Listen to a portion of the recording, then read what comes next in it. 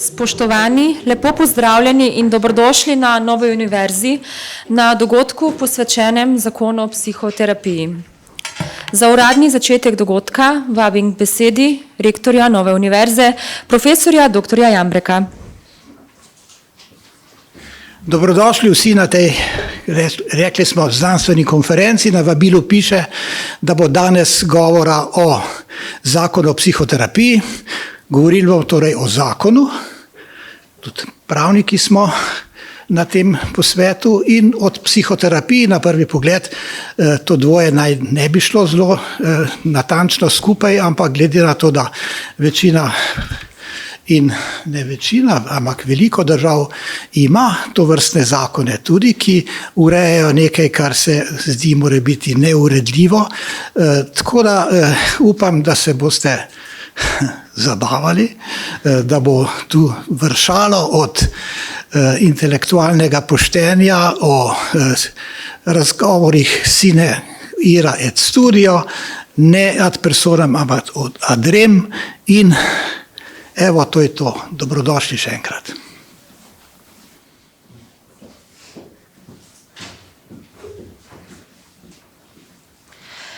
Najlepša hvala, gospod rektor.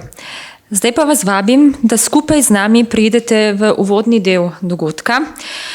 K udeležbi vabim uvodno govorko profesorico doktorico Mojco Zvezdano Drnovšek, doktorja Boštjana Brezovnika, profesorja doktorja Mirana Možino, profesorja doktorja Roberta Cvetka in moderatorja razprave doktorja Igorja Okorna. Besedo predajam vam. Lepo pozdravljeni še v mojem imenu. Samo en kratek napovednik tega dogodka v smislu časa. Omejeni smo s časom, tako da nekje je predvideno, da se zaključi razprava in dogodek do 15 minut čez 3. uro, tako da bomo nekako skrbeli ali pa moram skrbeti tudi za ta okvir. Kot je bilo že napovedano, jaz vabim prvo govornico, da za svojim uvodnim prispevkom pravzaprav da ene iztočnice za današnjo razpravo. Torej vabim na oder profesor dr. Mojco Zvezdano Drnovšek. Mojca Zvezdana Drnovšek je psihiatrinja za več kot 35 let izkušnjami v praksi na različnih področjih psihiatrije. Trenutno dela v Centru za duševno zdravje Posavje, je redna profesorica Univerze v Ljubljani medicinske fakultete in je sekretarka v kabinetu ministrice za zdravje. Zvezdana Mojca, prosim. Hvala lepa. Hvala lepa za povabilo, lepo pozdravljeni. Jaz bom začela s čisto osebno noto. Namreč že na specializaciji iz psihiatrije, to je bilo toliko in toliko let nazaj, sem se izobraževala tudi iz področja psihoterapije, ne samo iz farmakoterapije, diagnostike in vsega ostalega. Seveda sem kasneje svoje znanje nadgrajevala in po specializaciji sem najprej delala na intenzivnem oddelku zaprtega tipa, potem v ambulanti na psihiatrični kliniki, nato pa me je pot popeljala v Center za duševno zdravje Posavje v zdravstvenem domu Sevnica. Zdaj, moje psihoterapevtsko znanje, ki sem si ga pridobila tekom specializacije in tudi tekom kasnejšega izobraževanja, mi je koristilo pri vsakodnevnem delu. Vendar pa sem vedno obdržala neko določeno mero kritičnosti, da vodenje enega ali dva pacienta na leto dejansko ni ravno dovolj, da bi človek lahko ohranjal ali pa kaj posebej nadgrajeval svoje veščine. Hkrati je pa seveda urnik dela psihiatra tako natrpan z nujnimi primeri, diagnostiko in urejanjem farmakoterapije, da se pravzaprav vsaj jaz, pa seveda tudi številni moji kolegi, psihoterapiji nisem mogla zares posvetiti. Tudi normativ ambulantnega psihiatra je zastavljen tako, da praktično psihoterapija ni opcija. Ne, da jo pacienti ne potrebujejo, ampak enostavno ni mogoče v teh časovnih okvirih pravzaprav delati psihoterapevtsko.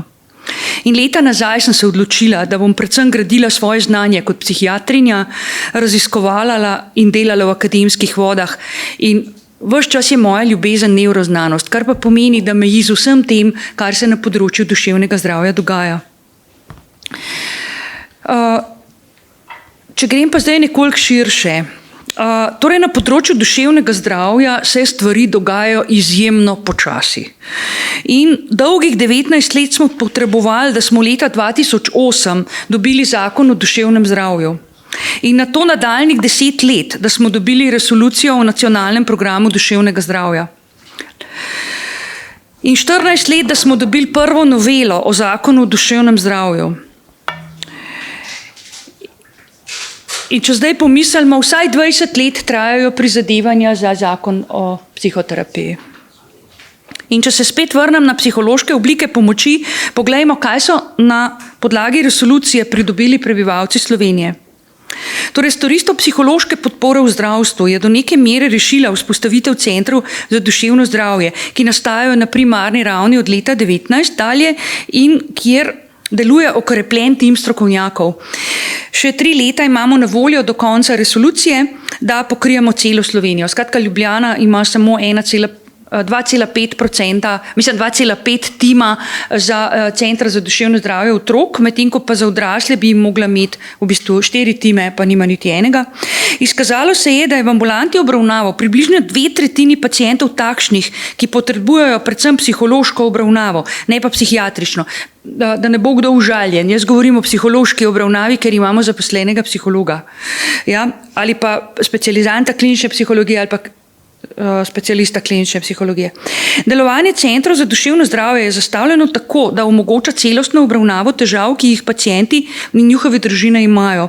Tudi v okviru nastajanja centrov je bilo kar nekaj debate, dilem in nerazrešenih zadev, vendar smo enostavno šli dalje, kajti snovalci te zgodbe smo bili prepričani, da imamo prav.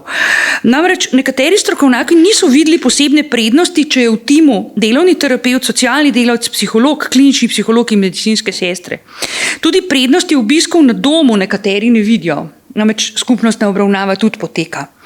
Pojavile so se tudi ideje, da s tem, ko morajo ljudje delati v timu, izgubljajo integriteto svojega lastnega poklica. Mislim, odkje je ta ideja, jaz ne vem. Pač nismo vsi timski igralci, to pa zelo razumem.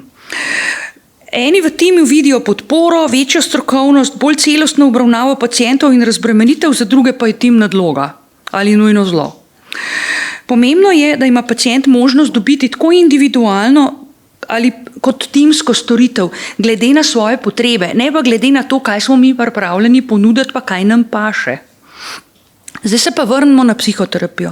Jaz sem z veliko radovednostjo spremljala pot nekaterih svojih kolegov, in tako psihiatrov kot kliničnih psihologov, ki so zaradi tega, ker so se želeli bolj posvetiti psihoterapiji, kot je delo v javnem sistemu omogočalo, šli v privatne vode. In ne sem preživel, dejansko zacvetel. No, in le redki strokovnjaki znotraj ambulantnega okolja in bolnišničnega okolja so lahko razvijali svoje psihoterapevtske potenciale v polni meri. Seveda sem spremljala tudi dogajanje na trgu, ki je bilo v zadnjih 20 letih vsako leto pestrejše in bolj raznoliko. Psihoterapija se vse bolj uveljavlja tako pri nas, kot tudi v svetu.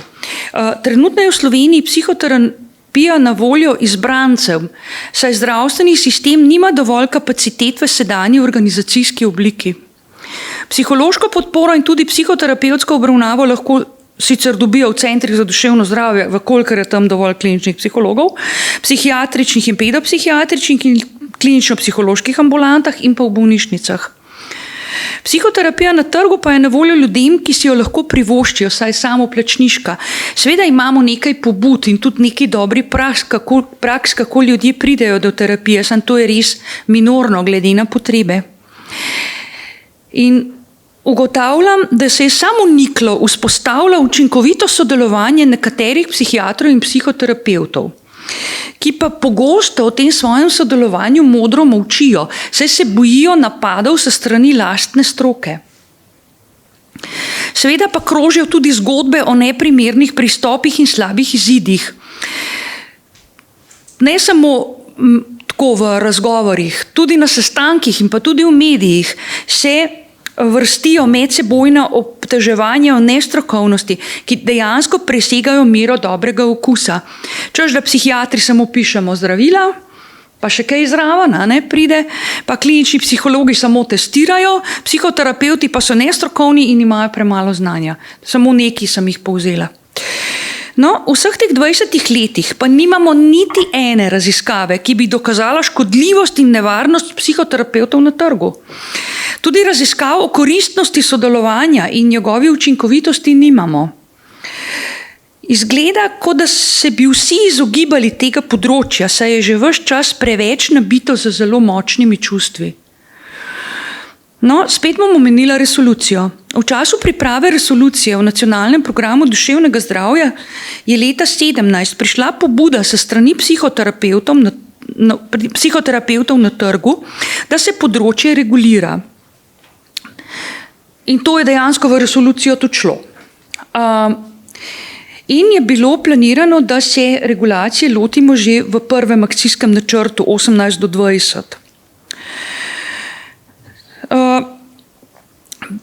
Torej, jaz sem bila članica te delovne skupine, ki je nastala na podlagi resolucije in dejansko v tej delovni skupini ni bilo konsenza in strokovne skupine so navajale povsem enake argumente, kot jih slišimo vsa ta leta in pa tudi v bistvu sem žalostjo ugotovila, da dialog ni bil vluden in ni bil korekten in v takšnem vzdušju je nemogoče do konsenza priti. No, v letu 2023 pa je Ministrstvo za zdravje zastavilo pripravo zakona in na mizi je bilo veliko različnih rešitev. Od tega, da je psihoterapija del zdravstvene dejavnosti, do tega, da zakon regulira samo psihoterapijo na trgu in zdaj ponovno se vračamo na prvo zgodbo, da je zdravstvena dejavnost. In jutri je prvo branje v parlamentu. Ta predlog zakona psihoterapija šteje kot samostojno dejavnost, ki jo uvršča v zdravstveno dejavnost. S tem bo zagotovljena enaka preglednost, kakovost, varnost in učinkovitost, kot velja za celoten zdravstveni sistem. Se pravi, razlog umestitve v zdravstvo je sama vsebina dela, delamo z ljudmi, ki imajo težave, so ranljivi in hkrati na ta način je mogoče zagotoviti maksimalno varnost. Vedno se lahko vprašamo, zakaj je potrebno imeti samostojen poklic, če pa imamo že psihiatre, pedopsihiatre in klinične psihologe. Torej, najprej poglejmo dejstvo, da je potreb toliko, da nam zagotovo ne bo zmanjkalo pacientov, klientov, uporabnikov. Mnogi ljudje potrebujejo samo enega od strokovnjakov, nekateri pa potrebujejo terapevtski par ali pa timsko obravnavo. In vsi navedeni strokovnjaki imajo svoj okvir delovanja, ki se med seboj dopolnjuje in se ne izključuje. Sistem mora zagotoviti, da je pretočen in da posameznik dobi tisto pomoč, ki je najbolj optimalna zanj. Zagotovo ne bodo psihoterapevti nadomestili psihiatrov in kliničnih psihologov, saj je koncept dela drugačen. Ta drugačen koncept dela, ki je usmerjen izključno samo v intenzivno psihološko podporo in terapijo posameznika, para, družine ali skupine, pa je bil verjetno ključen, da se je psihoterapija ne samo pri nas, ampak tudi drugod po svetu uveljavila kot samostojna dejavnost in poklic. Zakon tudi prinaša pravno podlago za določanje znanstveno in strokovno učinkovitih pristopov. Nadalje, predlog zakona uvaja poklic psihoterapevta in predpiše ustrezno izobraževanje oziroma usposabljanje. Vzpostavi tudi pravne podlage za zbornico. Poglejmo še v prihodnost. Implementacija zakona bo skoraj takoj uredila psihoterapijo na trgu.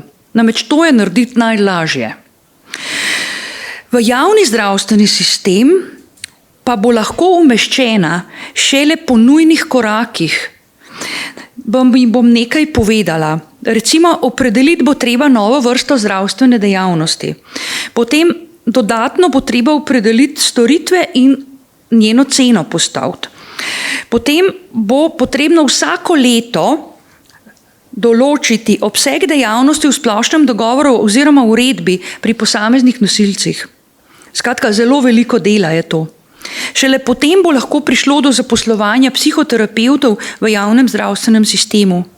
Torej strah, da bi psihoterapeuti kar naenkrat množično vdrli v zdravstveni sistem, je povsem odveč in zavajanje. S tem bi jaz zaključila in predajam besedo, Igor.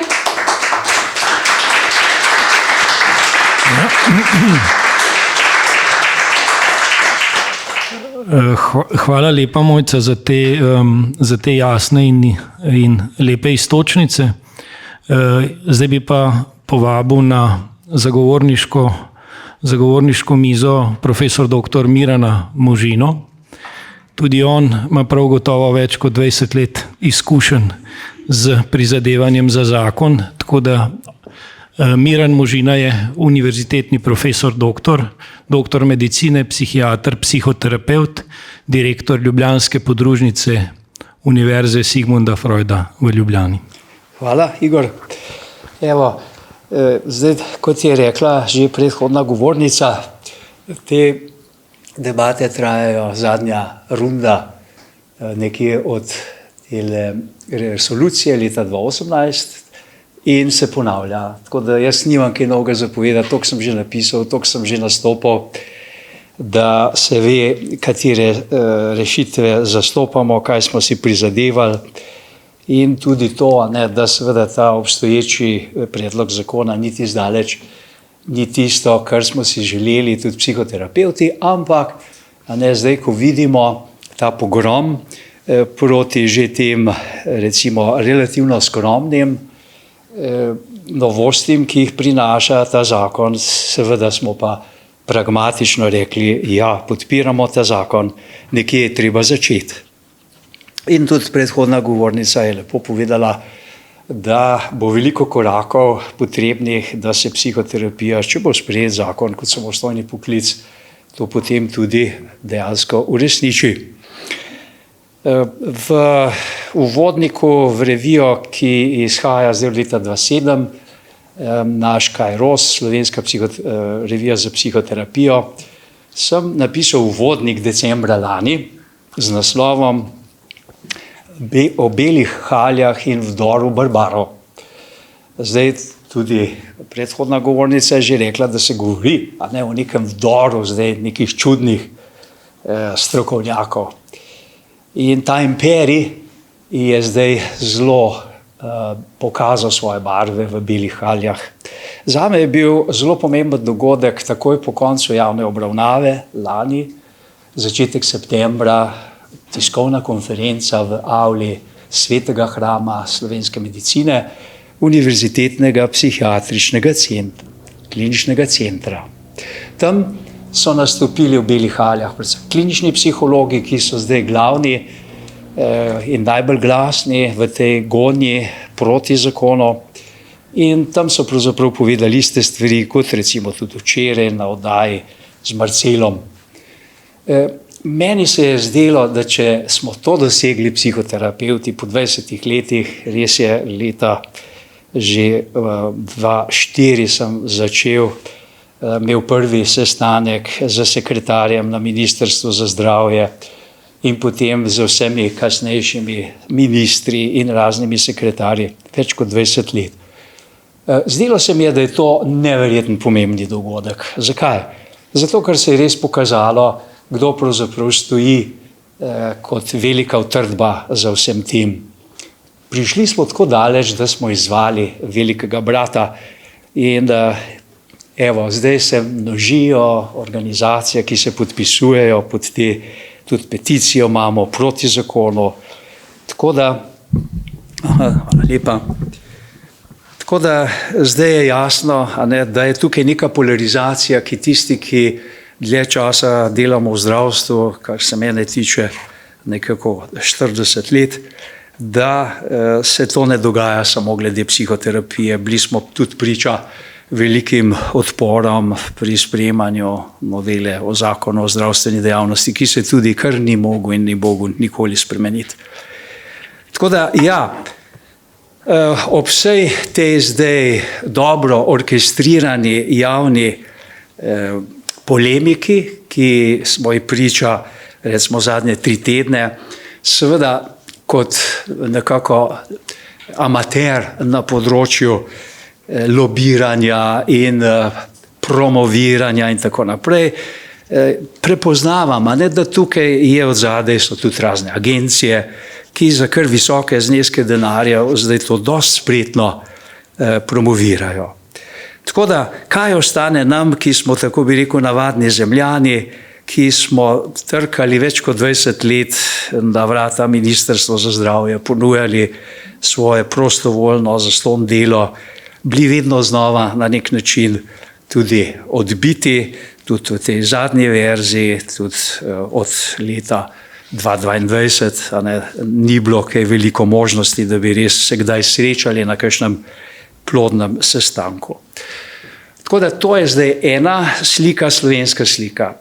Sam sem pa tudi precej let že namenil mednarodnim primerjavam, kaj se dogaja predvsem v Evropi, in to, kar se dogaja v Sloveniji, spet ni nekaj tako posebnega.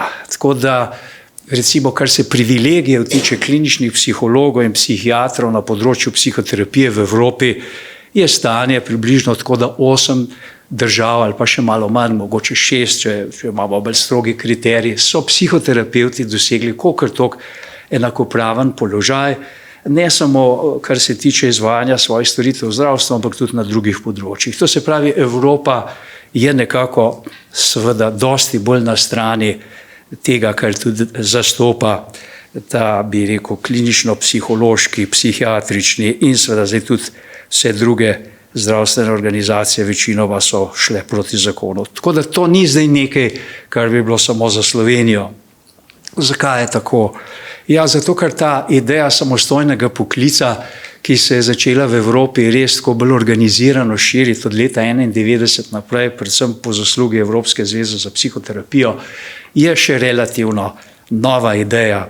In ne samo pri nas, tudi v drugih državah po Evropi bo še kar veliko časa potrebno, da se to uveljavi. Zakaj je tako? No, tukaj pa tisto veliko ozadje, ki ga sam kot zdravnik in psihiater spremljam vsa ta leta svoje kariere, in moram reči, da sem zdaj na tej točki kar precej razočaran, kam sem prišel seveda v tem sistemu po 40 letih. Mi smo zdaj priča neverjetno močnemu uveljavljanju tako imenovanega bolezenskega biomedicinskega modela na področju duševnega zdravja. Na drugih področjih je ta model dosti bolj uspešen, ampak kar se tiče pa tega področja duševnega zdravja, pa je resnica res zelo, zelo, tako bi rekel, neprijetna. Ne samo za zdravnike, ne samo za klinične psihologe, tudi za paciente, predvsem za paciente.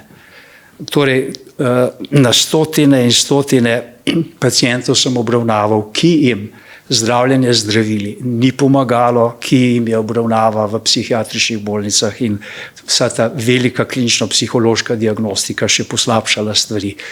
Torej, če bi bili pošteni in realni, bi rekli, izziv duševnega zdravja je tako velik in zahteven, da seveda napredujemo, hvala Bogu, ampak je še dolga pot, da bomo res lahko rekli, rezultati so dobri.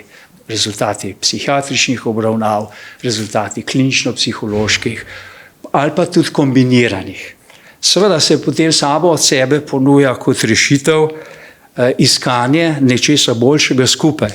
Ne pa, da zdaj psihoterapevti, ki so gotovo dali v 250 letih razvoja zdaj lahko rečemo tudi poklica, zelo veliko koristnih stvari in bi jih lahko še naprej dali. Torej, to, da eksponentno raste medikalizacija, predvsem otrok, mladih ljudi, to je dejstvo. Če nekdo govori javno, da dobivajo slovenski otroci, mladostniki in seveda tudi odrasli, že dovolj dobro pomoč, to je res veliko, veliko zavajanje. Mislim, da bi morali biti vsi bolj skromni in sprejeti to, da le z nekim tudi širšim modelom, ki ga seveda že imamo v marsičem razvitega, biopsihosocialnega modela, ne tega biomedicinskega, dosti preoskega, bolezenskega modela, da tukaj le skupaj bomo lahko boljši. Tako da vse te potrebe, da javno zdravstvo že pokriva potrebe ljudi, so izjemno zavajajoče, da je diagnostika takšna, kot jo danes delamo v Sloveniji, pravi, ustrezen strokovni odgovor, je izjemno zavajajoče. Torej, kdor hoče brati knjige, članke, jih je ogromno o raziskavah v tujini, ki iščejo novo smer. Mogoče naj na konec omenim primer Velike Britanije, kjer so od leta 2011 tako Kraljevsko združenje psihiatrov kot tudi Združenje kliničnih psihologov odprli posebne projekte, ravno iz nekega tudi teh podatkov, ki so, da rezultati obstoječih obravnav psihiatričnih in klinično-psiholoških niso dobri, da so začeli razvijati načine, kako mehčati ta trdi bolezenski model, kako prenašati več poudarka na to, kar je tudi v Sloveniji še dosti premalo razvito, to so ti razni načini skupnostne obravnave. Seveda so centri za duševno zdravje odraslih in centri za duševno zdravje otrok in mladostnikov pomemben korak naprej. Vendar seveda, kaj se zgodi, tudi tam se kaže vse te anomalije obstoječega sistema, tudi centri za duševno zdravje otrok, da bi res odraslih in otrok, da bi res izvršili ta premik težišča iz teh pretirano specialističnih, bolnišničnih obravnav v skupnost, bo še potrebno veliko trdega dela. In jaz mislim in sem prepričan, da psihoterapevti bi pri tem lahko zelo pomagali. Hvala.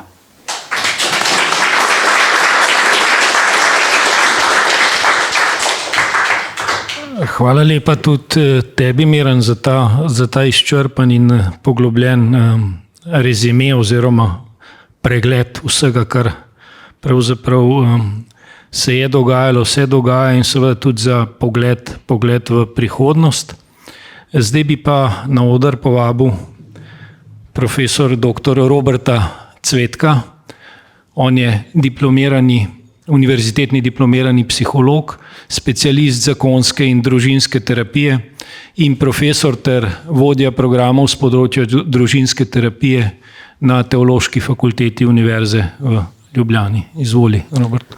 Hvala za besedo, lepo pozdravljeni. Tudi jaz sem že pred skoraj 20 leti sem bil takrat generalni sekretar Društva psihologov Slovenije in smo v 8-članski delovni skupini bili skupaj s profesorjem Možino za pripravo zakona. Zdaj 2 od teh 8 članov sta žal že pokojna v tem času, malo se včasih pohecam, da tudi mi dva z Miranom se že malo starava, no, ampak upam, da bomo kaj takega doživeli. No. Mislim, se mi zdi, v zadnjih nekih 35 letih smo v Sloveniji dosegli od osamosvojitve, vstopa v EU, NATO in gospodarsko krizo, pandemijo in podobno, ampak zgleda, da pa doreči, pa nekako uspeti za nam ustreznim regulacijam psihoterapije, da bi tudi psihiatri in klinični psihologi pristali na to, pa zgleda nam ne gre. To bi bilo sicer smešno, ampak pač jaz pravim, to je tragično za tisoče ljudi, ki ne dobijo tako kvalitetne psihoterapevtske obravnave, kot bi jo morali.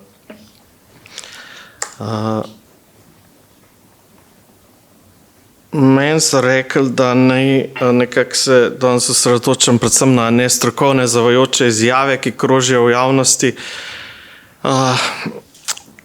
Meni je tako res težko, ker ne želimo konflikta z našimi kolegi iz drugih strok. Resnično mi žal, da se moramo takole prek medijev pogovarjati s strokovnimi kolegi. Ni dobro, tudi še najbolj za uporabnike, ampak ko pa poslušamo, kako smo vsi psihoterapeuti praktično nestrokovni, škodljivi, grožnja zdravstvenemu sistemu, ko imamo le nekih 15% potrebne izobrazbe za psihoterapeuta in da imamo namen, prati možgane in podobno, pa imamo dolžnost in pač, da nekaj povemo o tem. No. Zdaj, če se stalno sam ponavljaš, da si stroka celo edina, na to pa navajaš pač neke vsebinsko prazne, strokovno presežene, zavajajoče trditve, potem po moje ne govoriš kot stroka, ampak pač kot interesna skupina. In stroka ni, kar sam pravimo, da je stroka, ampak stroka si, če deluješ na podlagi nekih strokovnih dokazov, standardov pa etike. In če namesto tega ustvarjaš neka strašila in varuješ neke cehovske privilegije in podobno, to v bistvu gre za navaden lobby. Zdaj, prva taka stvar je seveda že opredelitvi, kaj psihoterapija je. Po njihovo je psihoterapija metoda zdravljenja duševnih bolezni in motenj, včasih še dodajajo pač psihiatrov, kliničnih psihologov, vse ostalo je psihosocialno svetovanje. To enostavno ne drži, take definicije nismo našli v nobeni strokovni sodobni literaturi, razen v slovarju slovenskega knjižnega jezika, kjer je stara 20 let. Tudi Ministrstvo za zdravje je pozvalo, naj pač dajo reference in niso dali. Pač to je namenjen temu, da lahko potem psihoterapijo ustrezno pač zamejiš za svoje. Sprav, psihoterapeut ni psiholog in ni psihiater. Gre za, tako kot je že bilo rečeno, drugačno specializirano usposobljenost, drugačno paradigmo, drugačen način dela z ljudmi. In v strokovnem smislu je ta razlika jasno razvidna in z vsebino izobraževanj, kompetencah in predvsem v naravi terapevtskega odnosa. Zdaj tukaj so pač te glavne opredelitve, ki smo jih pridobili od Ameriške psihološke zveze, Evropske psihološke zveze, Ameriške psihiatrične zveze, žal nimamo časa, lahko to dobite, smo naredili pač analizo in vse opredeljujejo psihoterapijo drugače in veliko širše, kot jo oni opredeljujejo. Naslednja taka zadeva je, da je za psihoterapijo potrebna medicinska izobrazba ali psihologa ali psihiatra. To enostavno ne drži iz več razlogov. Če pogledamo samo ESCO, to je Evropska klasifikacija poklicev Evropske komisije, ki ni kar neka brezvezna klasifikacija, ampak edina taka na evropski ravni, ki naj bi jo tudi države mapirale na svoje klasifikacije poklicev, to se pravi pri nas standardna klasifikacija poklicev, če pa jih nimajo, pa ne bi kar prevzele. No in tukaj v ESCO pač jasno piše, psihoterapeuti ne potrebujejo univerzitetne izobrazbe iz psihologije ali medicine na področju psihiatrije. Gre za poklic, ki je ločen od psihologije, psihiatrije in svetovanja. Ampak pač slovenski predstavniki kliničnih psihologov, nekaterih in psihiatrov pač vedo bolje. Ne. To je že v bistvu absurd. Najostrejše kritike psihoterapeutov ne prihajajo iz psihoterapevtske skupnosti, temveč iz drugih poklicov, ki si prisvajajo pravico, da definirajo kdo in kaj psihoterapeut sploh je. Še enkrat, psihologi, psihiatri so zelo dragoceni strokovnjak in jih rabimo in v institucionalnih timih in tako naprej. Ampak v tem primeru pač ne sliši nobenega argumenta. Še mogoče zadnji en tak poskus, da probamo pač z argumenti, ki so jih sami zapisali. Ne vem, tukaj imamo članek Praperja, Mrevleta, njihove lastne navedbe iz časov, ko še ni bilo tega borbe in panike zaradi teh pozicij in tako naprej.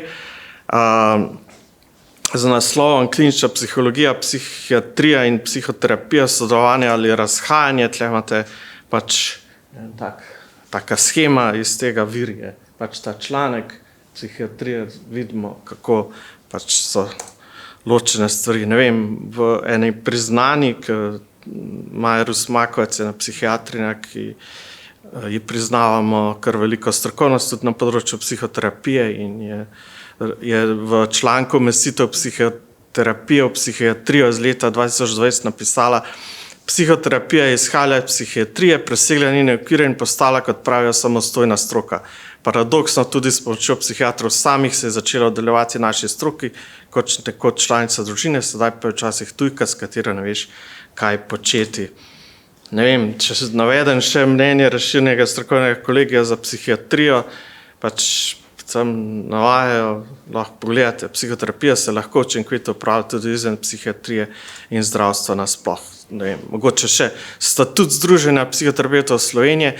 Moramo vedeti, večina psihiatrov, ki so se dodatno sami usposobili iz psihoterapije, se združujejo v to združenje in v javnosti vodstvo je eden največjih zagovornikov psihoterapije kot metode zdravljenja in nesamostojne stroke. V njihovem statutu pa piše kot prvi namen in cilj združenja prizadevanje za razvoj in utrjevanje psihoterapije kot samostojne in znanstveno utemeljene stroke, oprte na interdisciplinarna, teoretična, praktična, znanstvena spoznanja.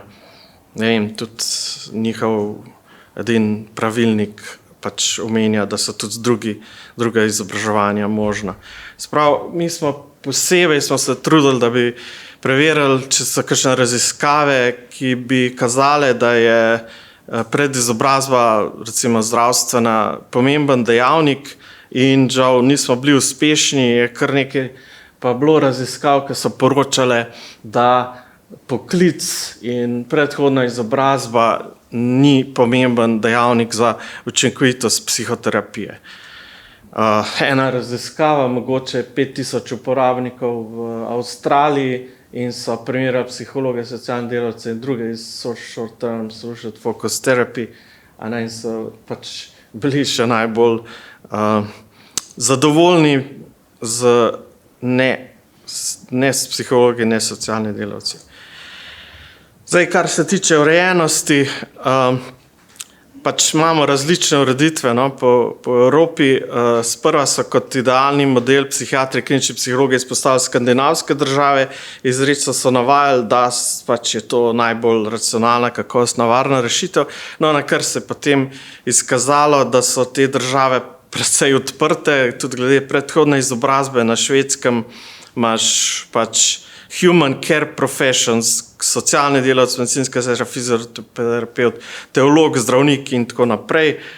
Norveška ima čisto odprto, Švedska pač tudi lahko vključujejo izobraževanje usposabljanja psihoterapije, tudi strokovnjaki drugih poklicev.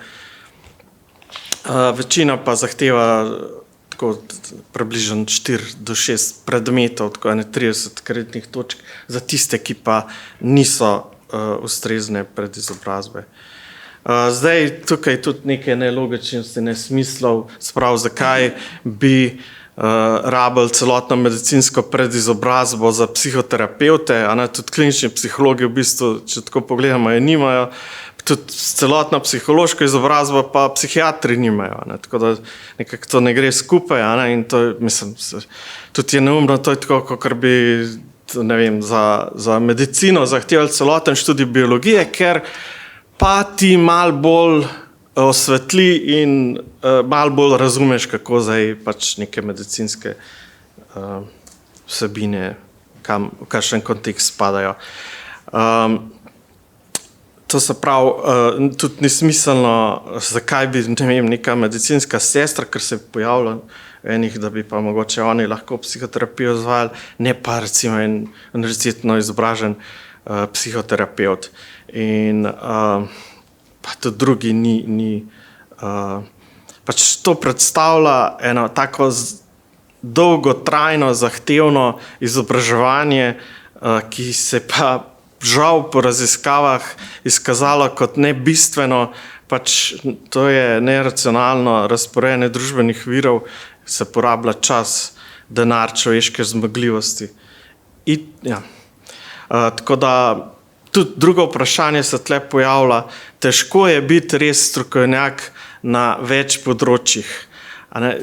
Moramo vedeti, da danes se sodobna znanost in stroka tako hitro razvija, da je res treba slediti in je praktično skoraj nemogoče, razen če, ne vem, res malo spiš in tvegaš izgorelost in slediti vse kongrese in razvoj stroke in tako na področju in psihiatrije, klinične psihologije in psihoterapije. Pač duševno zdravje zahteva specialiste, ne pa poklicne pač dvoživke.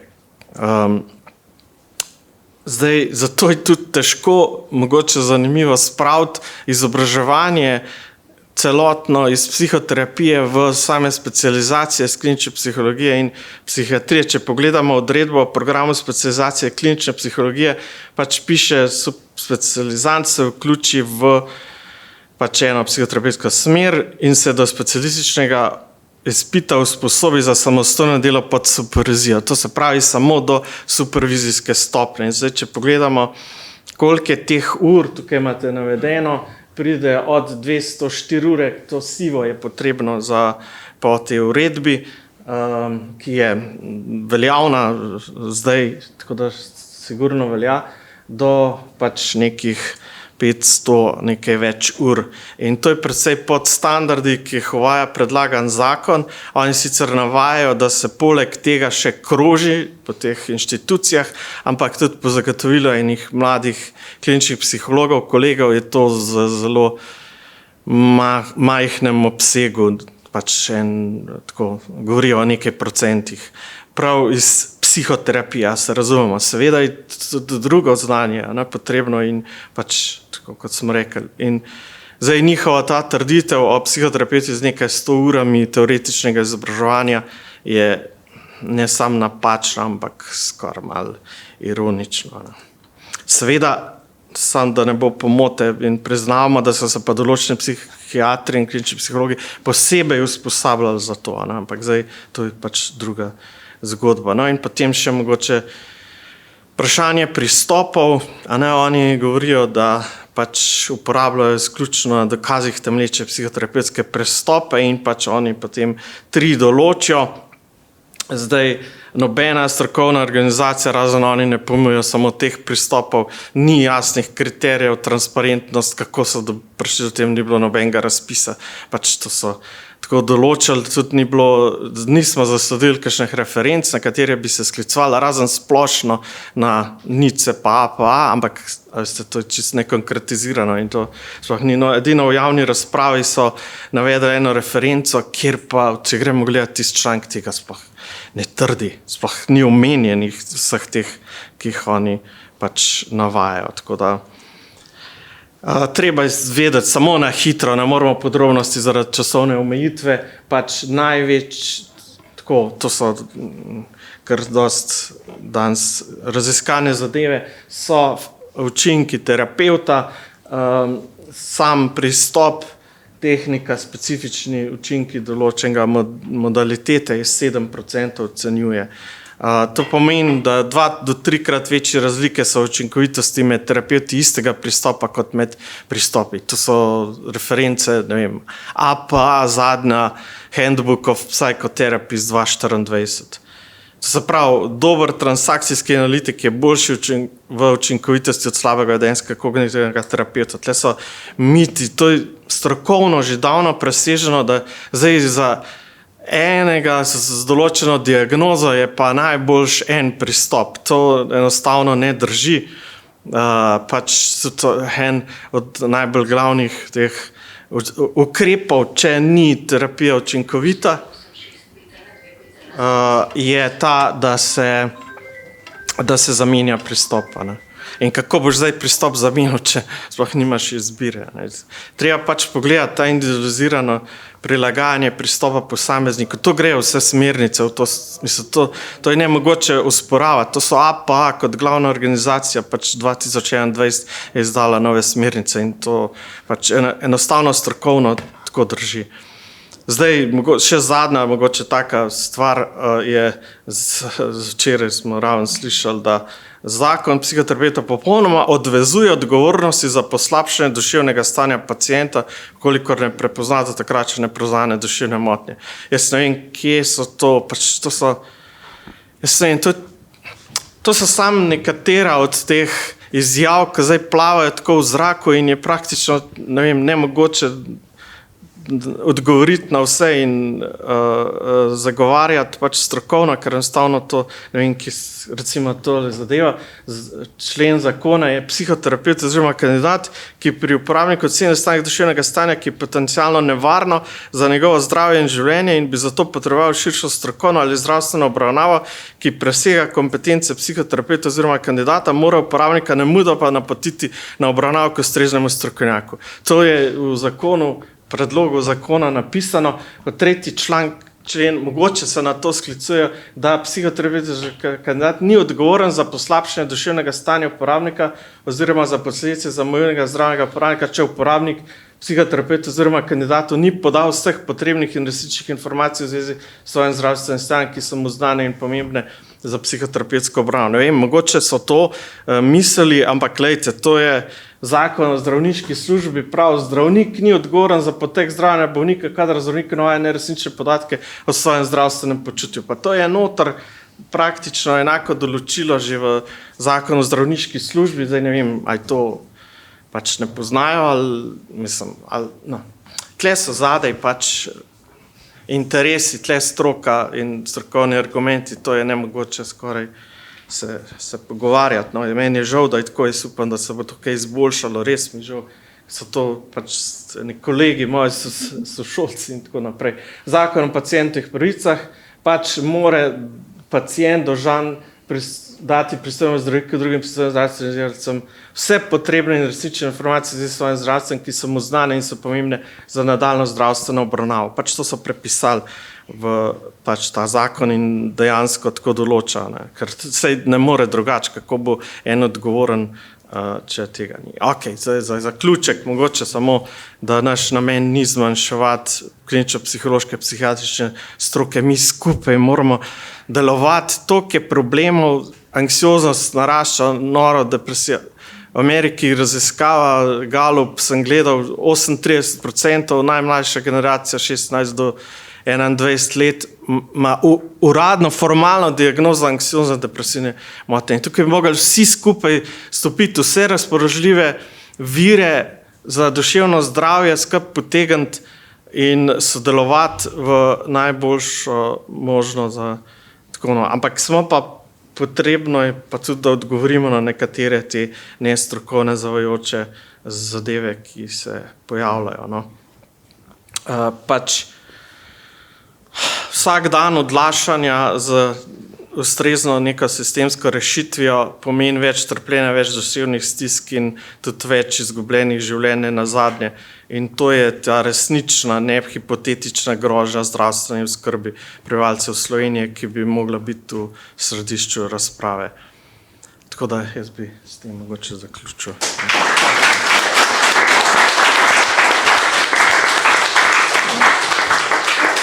Hvala lepa, Robert, še za tvoj prispevek. Zadnjega na oder vabim profesor dr. Boštjana Brezovnika. On je redni profesor za področje prava in upravnega prava in prava javne uprave na Evropski pravni fakulteti. Spoštovani, dogodki, dejanja in stanja iz naše preteklosti in sedanjosti oblikujejo našo osebnost in seveda vplivajo tudi na duševno zdravje. In duševno zdravje je sestavni del pravice do zdravja, ki je univerzalna pravica, kar pomeni, da je potrebno temu zdravju posvetiti seveda vso pozornost. Pravica do psihoterapije kot storitve, ki seveda pripomore k boljšemu duševnemu stanju posameznika, je sestavni del te temeljne univerzalne človekove pravice. In ta univerzalnost pomeni, da bi ta storitev morala biti na voljo nam vsem, ob vsakem času, na celotnem območju Republike Slovenije, pod enakimi pogoji, po enaki kvaliteti in po dostopni ceni. In seveda ta regulacija, ta zakon, ki je sedaj pripravljen, prinaša ravno to, dopolnitev te univerzalne pravice do zdravja, ki je v pravnem sistemu seveda nujna. Prišli smo do točke, ko je potrebno to regulirati, ko je potrebno temu poklicu dati seveda ustrezno pravno formo in ko je potrebno to, se pravi psihoterapijo, nekako umestiti v naš pravni red, predvsem zato, da postane sestavni del zdravstvenega sistema, ki smo ga mi izoblikovali, ga oblikujemo dejansko že preteklih 30 let, z rektorjem, profesor Trpinom, praktično nenehno sodelujemo z vsemi slovenskimi vladami in smo v preteklih letih, se pravi 2-3 desetletjih, iskali neko optimalno formo, kako vzpostaviti zdravstveni sistem, ki bo seveda naklonjen pacientu, mu nudil ustrezno pomoč, zato da bo lahko živel polno življenje in seveda izkoristil svojo pravico do zdravja. Prišli smo tako daleč, seveda po dolgih naporih, kot je bilo predstavljeno, se pravi, da smo sploh začeli razpravljati o duševnem zdravju, uspeli dobiti ustrezen zakon, je trajalo 2 desetletji in tu se stvari seveda spreminjajo sorazmerno počasi. Je pa razlog za to počasno regulacijo v tem, da se seveda vsa družbena stanja, vsako družbeno dogajanje zelo počasi nekako preliva v zakone, v pravna besedila, to smo mi pravniki vajeni, predvsem zaradi tega, ker mora nekako družbeno stanje dozoreti za to, da lahko naredimo korak naprej, da neko dejavnost, neko storitev, nek poklic reguliramo in ga ustrezno umestimo v naš pravni red, predvsem zaradi tega, ker ne le, da na eni strani to terja pravico posameznika do zdravja, do duševnega zdravja, ampak za sabo potegne vrsto drugih posledic, ki so pretežno ekonomske narave, posledic družbenega stanja. In če želimo seveda temu slediti in iskati ta optimalni model, potem je to samo en kamenček v izgradnji učinkovitega zdravstvenega sistema. Zdaj tisto, kar seveda bodruje in zakaj seveda bi morala družba tudi slediti tej regulaciji, ne glede na to, da mogoče del stroke, ki se pač tako poimenuje, meni, da bi ta zakon lahko prinesel nekaj negativnih učinkov, je seveda to vedno potrebno proučiti, kolikšni so ti pozitivni učinki. Ampak ta trenutek smo v družbi, ki ima zelo velike probleme. Mi imamo, statistično gledano, zelo velik porast zlorabe drog, kemične odvisnosti, nekemične odvisnosti. Slišali smo, je v porastu, se pravi depresija, anksioznost, alkoholizem, nasilje v družinah, spolne zlorabe otrok, psihične zlorabe, fizične zlorabe otrok in tako naprej. In seveda v teh preteklih 3 desetletjih imam se jaz osebno občutek, da smo se nekako oddaljili od sočloveka, se zaprli v zelo majhne ozke skupnosti, kjer se seveda dogajajo nemogoče stvari, dogodki, dejanja, stanja, ki seveda vplivajo na našo duševno zdravje. Seveda te negativne posledice duševnega zdravja, se pravi slabega duševnega zdravja, vplivajo na našo storilnost, na naš prispevek k družbi. Če nismo ustrezno opravilni in storilni, potem tudi ne moremo prispevati k razvoju družbe, k razvoju gospodarstva, k delu in tako naprej. In seveda se vse to kaže v našem bivanju in soodnosu do vseh nas, ki živimo v tej družbi. Zdaj, osebno ocenjujem, da je seveda zakon ustrezno pripravljen. Lahko bi razpravljali o tem, ali je regulacija poklica ustrezna ali ne, ali so znanja, ki so predpisana, ustrezna ali ne, to je seveda stvar stroke. Vendar je tu potrebno poudariti, da zakon, ko je nekdaj nekoč sprejet, tudi ta, ko bo, če bo, upajmo, da bo, potem ta zakon ne bo večno ostal v takšnem besedilu. Pač pa se bo lahko ustrezno dopolnjeval, spreminjal in bo seveda to odraz družbenega dogajanja, presoje, ali je vsebina, ki je pripravljena, ustrezna, zadostna, zato, da se bo lahko posameznikom ponudila vsej možnost, da bodo lahko dostopali do te, kot sem prej dejal, univerzalne zdravstvene storitve, da bo lahko vsakdo izmed nas deležen te storitve po enaki kvaliteti na celotnem območju ob vsakem času in seveda tudi po neki dostopni ceni. In to je mogoče tisti del, ki se ob samem zakonu ni poudarjal. Takoj se je šlo, se pravi to, kar smo mi nekako vajeni že, da ob pripravi vsakega zakona pride do konflikta interesnih skupin. Ena interesna skupina hoče prevladati nad drugimi, usiliti neko mnenje, stanje in tako naprej. In seveda je potem odvisno od tako imenovanega zakonodajnega lobiranja, kdo bo uspel za to, da bo lahko lažje uveljavljal svoje interese. Dejstvo je, da je to področje ta trenutek pravno neurejeno. Ni regulirano, niso določena jasna pravna pravila, niso določene odgovornosti, znanje, ki je potrebno za to, da lahko upravljaš ta poklic. In seveda vse to terja ustrezno regulacijo. Tako da, če bi naredil oceno z tega upravno-pravnega vidika, potem lahko ocenim, da je zakon nomotehnično odlično pripravljen, je fantastično izhodišče za nadaljni razvoj, zagotovo se bodo pokazali nekatere anomalije, nekateri problemi, ki pa se bodo kasneje seveda lahko ustrezno dopolnjevali v smislu nadaljne pravne regulacije. Se pravi, to ni gotovo dejstvo, končno dejstvo in zagotovo nam bo razvoj pokazal, kakšna pravna ureditev bi pa bila smiselna za to, da bi lahko seveda dosegli ustrezno stanje in zagotovili pomoč tistim, ki to pomoč potrebujejo.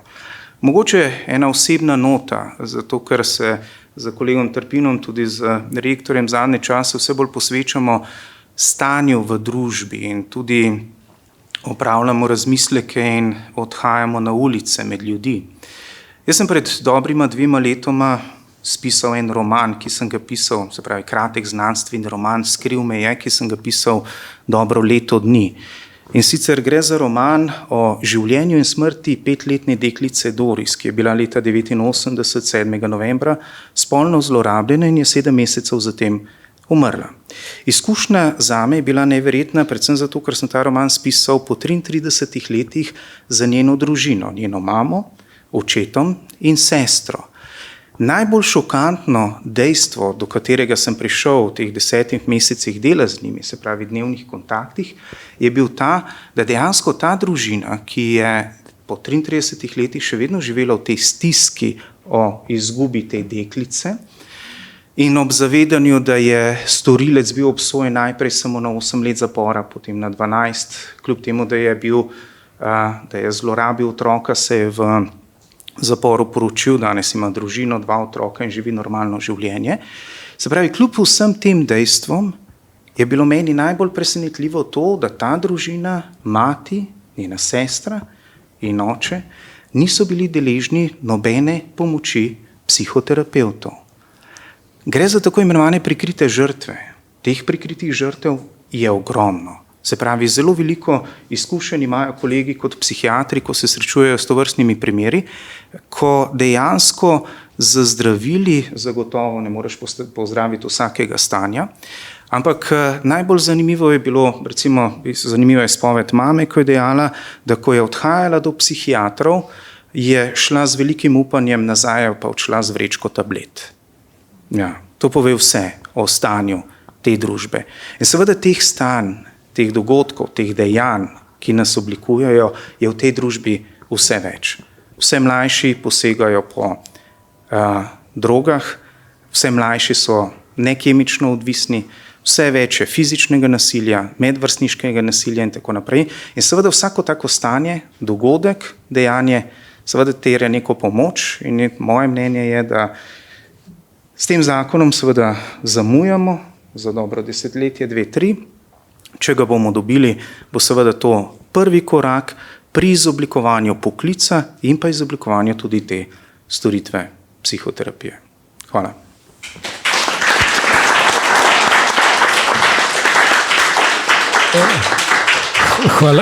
Hvala lepa, profesor Brezovnik, za ta in pravni vidik in predvsem tudi za to osebno iskreno izpoved, da ste jo podelili.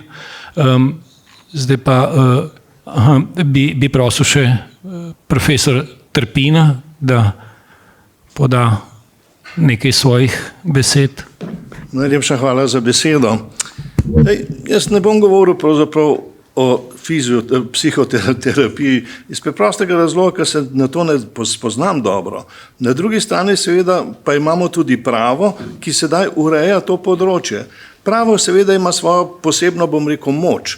Moč v tem, da lahko ureja na prisilni način obstoječa družbena razmerja in tudi na abstrakt način bodoča družbena razmerja. Iz tega razloga seveda je zakon zelo pomemben za to, da uredi to področje. Vendar bi se posvetil nekem drugemu vprašanju pravzaprav uveljavitve psihoterapije. Namreč kot prvo seveda vsako spoznanje ali znanstveno spoznanje v družbi se razvija tako, da se najprej problem ali področje redukcionira, se pravi do ravni spoznanja, ki smo ga kot ljudje zmožni spoznati in se na to na višji ravni v bistvu znova koordinira in na ta način v bistvu znanosti in spoznanja napredujejo. Če danes pogledam stanje, naj mi ne zamerijo kolegi medicinci, jaz mislim, da ravno v medicini pravzaprav tega procesa, naravnega procesa v bistvu ni. Jaz mislim, da je medicina zašla v pretirani redukcionizem.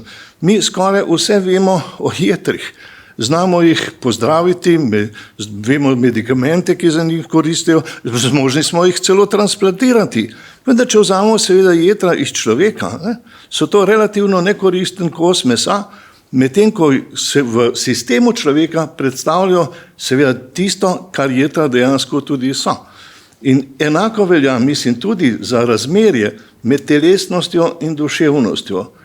Koliko smo mi tu na tem področju pravzaprav naredili? Jaz mislim, da v zadnjem času se je to marsikaj naredilo. Vendar na drugi strani pa je vprašanje, kaj in koliko smo na ta način sposobni v bistvu narediti novo, da rečem novo spoznanje na tem področju, ki je rezultat v bistvu vseh drobnih spoznanj na celotnem področju družbenega življenja in seveda posebej stroke, ki se reče medicina.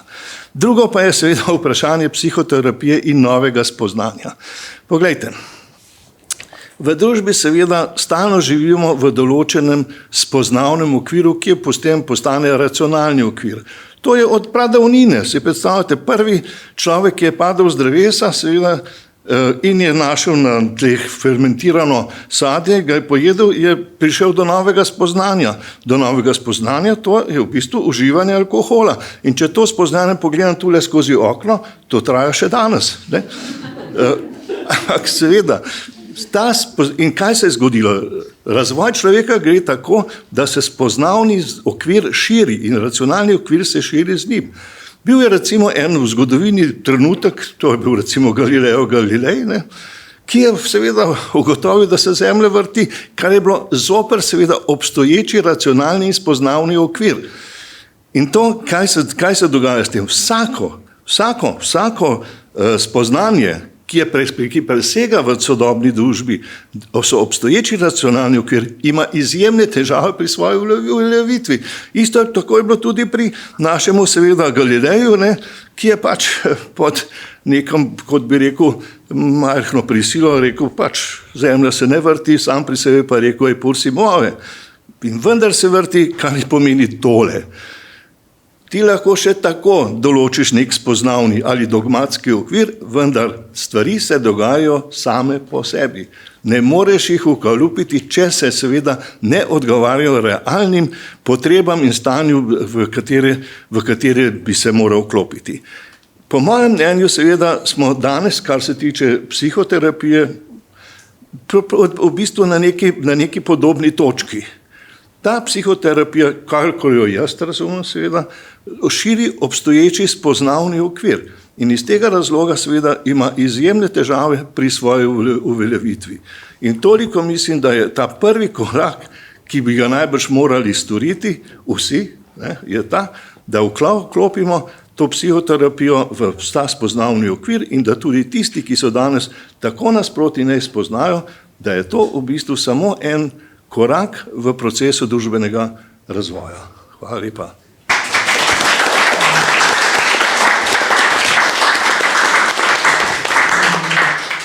Hvala lepa, profesor Trpin, za ta vaš prispevek oziroma komentar. Zdaj predno dam zaključno misel kolegici Mojci Zvezdani Drnovšek, mogoče še nekaj ali pa par besed z moje strani, morda 2 stavka. Mislim, da so predhodniki pravzaprav povedali vse, kar zadeva po eni strani zgodovino in pot, da je ta zakon, se pravi danes, jutri v branju in pred sprejemanjem. Hkrati so povedali vse od znanstvenosti, kliničnosti in seveda temu, da je psihoterapija znanstvena klinična disciplina, ki zahteva pravzaprav to, da se umesti v samostojnost poklica, istočasno pa seveda, da se umesti na nek način v področje duševnega zdravja v sodelovanje z psihiatri in psihologi, kar seveda pomeni, da nekje gre za eno združevanje, kljub temu, da je bilo danes večkrat rečeno, da stojimo ali pa naj bi stali vsak na svojem koncu. In ravno tukaj je pa mogoče pomembno poudariti vidik duševnega zdravja za vse tiste, ki so uporabniki, ali pa vse tiste, ki smo ali pa bomo, ali pa bojo naši bližnji lahko uporabniki. In pravzaprav za tiste se piše zakon in tistim je zakon namenjen. Pacientom, klientom, uporabnikom. Ni namenjen ne kliničnim psihologom, ni namenjen ne psihiatrom, ni namenjen ne psihoterapeutom, da si bojo uzurpirali neki, ampak pravzaprav vsem nam, ki smo seveda predvsem tisti, ki moramo skrbeti za pravzaprav tudi sistemsko, ne samo osebno skrbeti za tako duhovno, duševno in seveda tudi fizično zdravje. In če bi se vsak od nas, ne glede na poklic in morda vsak jutri od tistih, ki bojo v parlamentu glasovali za ta zakon, spraševal, kaj če jutri oni ali pa njihovi bližnji, starši, otroci potrebujejo tako storitev, kako do nje prideti in kako bi si želeli, da je pravzaprav ta storitev regulirana, da bojo dobili najboljšo, najbolj kvalitetno in seveda ustrezno strokovno pomoč. In mislim, da če bojo ravnali po tem principu in če se vsak lahko ozre sam vase, moji uporabniki, če jih tako imenujem, 15 let se ukvarjam s tem, nekaj več kot 15 let, vedno večkrat me v zadnjem času sprašujejo, skratka, ne govorijo samo o tistih problemih, ki jih prinašajo, vedno večkrat me vprašajo, ja, nekaj berem, pa se ne morete že enkrat zmeniti med sabo, da bi regulirali to, kar pravzaprav mi vsi potrebujemo. In nažalost mi postavljajo vedno večkrat vprašanje, na katerega jim ne znam odgovoriti, razen tako, da rečem, da upam, da bomo na koncu vsi ljudje, tako kot so oni in da smo tudi mi uporabniki, en dan lahko vsega tega in da si želim, da po 20 letih jutri ali pa v naslednjih dneh, v naslednjih mesecih, kakorkoli, zagleda ta zakon o terapiji luč na koncu tega psihoterapevtskega tunela, in da dajmo reči, lahko to zveni provokativno, lahko pa tudi ni, upam, da poslanci vseh barv in strani premorejo toliko duševne, duhovne modrosti, da bojo to podprli. Toliko z moje strani, zdaj bi pa prosil Mojca še tebe za zaključno misel. Hvala. Moji predhodniki prav ganili ste me, tako da hvala. Torej jaz upam, da bo jutri zakon pač prešel v prvo branje in šel v nadaljnjo proceduro. Seveda ne pričakujem, da bo pot lahka in tudi verjetno ne bomo jutri imeli rešene probleme, tudi če bi zakon že do parlamentarnih počitnic, recimo v enih takih lepih sanjah, že prišel čez vse, kar mora se zakonu oziroma predlogu zakona zgoditi, da začne veljati. Tudi ne pričakujem, da bomo v kratkem v vseh strokah dosegli konsens. Zelo bi bila pa vesela, če bi med strokama lahko prišlo do dialoga brez obtoževanj, namigovanj, podcenjevanj drugega. In lahko bi zelo zlahka presegli paranoidno pozicijo, v kateri smo se ujeli. Nadalje upam, da bo vsakodnevna praksa in dobre izkušnje sodelovanja prej ali slej pripeljala do konsenza, saj je vsem strokam pomembna dobrobit pacienta, uporabnika, klienta. Nadalje pričakujem, da bo regulacija področja omogočila razvoj kakovostnih akademskih in neakademskih študijskih programov ter programov usposabljanja in spodbudila raziskovanje na področju psihoterapije. Hvala lepa.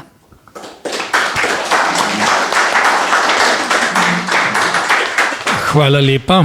S tem je ta uradni del zaključen. Zdaj pa vabim za kakršnokoli misel, morda kakšno kratko vprašanje še iz publike, za kogarkoli od sodelujočih, oziroma če ima kdo karkoli v zvezi z slišanim ali pa tudi neslišanim zapovedati. Mene je zelo ganila prve besede profesor dr. Jambreka in gospoda rektorja, ker je rekel, ne vem, kako bi umestil pravo pa psihoterapijo. Danes se je tukaj zelo lepo izkazalo, da je šlo za lepo sodelovanje, sožitje. In to je nekaj tisto, kar bi mogli mogoče odločevalci danes videti. Za neko sožitje. Da se združi nekaj, ker je popolnoma, bi rekli, pravo, ampak tukaj se je pravo zlilo v praktično, mene je zelo galno danes ta simpozij. V tem smislu tudi od profesor Brezovnika. Ja, Brezovnik. Tako da tukaj se mi zdi, da je neka zelo velika perspektiva. In mislim, da ćemo vsak svojo odgovornost in na to nekako tudi udejanjiti, potem gre naprej. Bodi si psihiatri, ki so lahko v smislu in tudi klinični psihologi, predvsem pa v njihovem pogledu, ker so tudi sami sodni izvedenci. Tukaj je tudi njihova polje zelo pomembno, ker se srečujejo oni sami tudi z odločbami Evropskega sodišča. Mogoče bomo tudi enkrat mi psihoterapeuti tudi lahko v tem enakopravnem položaju in mogoče bolj empatično držo. Malo sem za psihoterapeute. V tem smislu prišla, tukaj je neka empatija, ki jo mogoče psihoterapeuti premoremo, danes sem imela pa celo občutek, koliko empatije premorejo pravniki.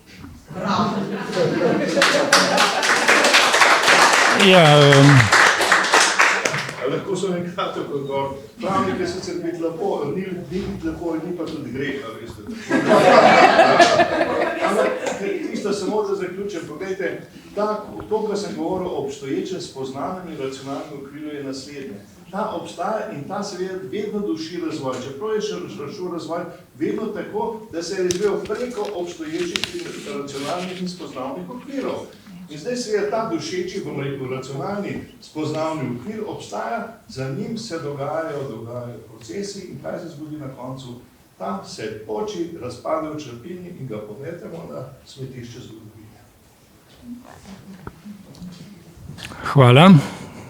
Še kakšno vprašanje, komentarij? Ja. Kot psihoterapeutka v klinični praksi, ker veliko delam s pacienti vsak dan, si želim tega zakona, ker se zadnja leta dogaja, tudi vidim kot supervizorka, da v privat praksi dobivamo paciente, ki jih sistem ne more obdelati. Mi se v privat praksah ukvarjamo z težkimi duševnimi motnjami in ne najdemo sodelovanja in konsenza razen redkih strokovnjakov in nosimo te težke zgodbe na svojih hrbtih. Zgodilo se bo, da ne bomo več jemali, ker se to že dogaja, ker ne moramo prevzeti te odgovornosti, da zjutraj ne vemo, a bo naš pacient preživel, a ne, ker je samomorilen, psihiatrinja na urgenci pa ne posluša, da pač odkar jemlje ta zdravila, da se to povečuje samomorilnost. Zato si zelo želim tega preseka, da začnemo sodelovati, ker bo to najbolj za ljudi. Če ne bomo tudi mi terapeuti, ki imamo polne klinične prakse, in čakalne vrste krajšamo in grede, tisti, ki si lahko privoščijo, odstopali od tega in šli v gospodarstvo, mogoče malo drugam, ker ne moremo tega nositi dolg čas. Izgorevamo. Zato res upam, da bo šlo to čez. Hvala.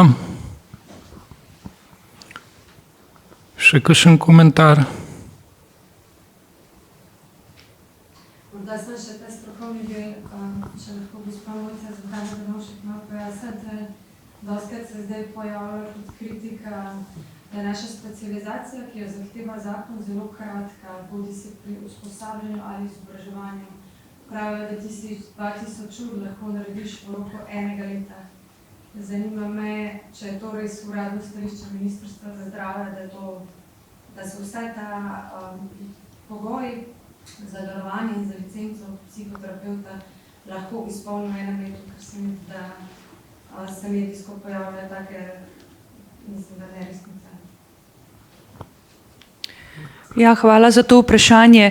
Torej, ta trenutek je zakon v parlamentu, tako da Ministrstvo za zdravje je napisalo, kar je napisalo in skupina je pripravila, kar je pripravila. Zna se pa še zgoditi marsikatera amandma, tako da jaz zdajle ta trenutek se ne bi ukvarjala z posameznimi urami ali urami in pol in tako naprej, ampak bi pravzaprav vkolikor zaznamo, da je kakšen komentar zelo nameren, ga rajš preslišala. Hvala. Še kakšna misel?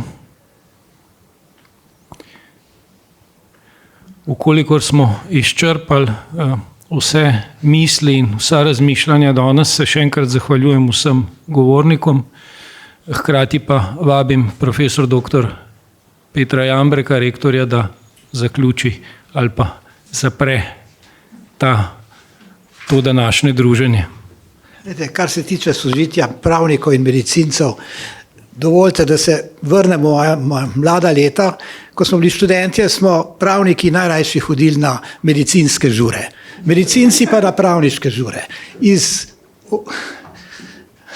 očitnega razloga, iz katerega vabim tudi vse vas trenutno prisotne, da se dobimo v avli, v galeriji Nove univerze in ob kozarčku vina še kakšno rečemo.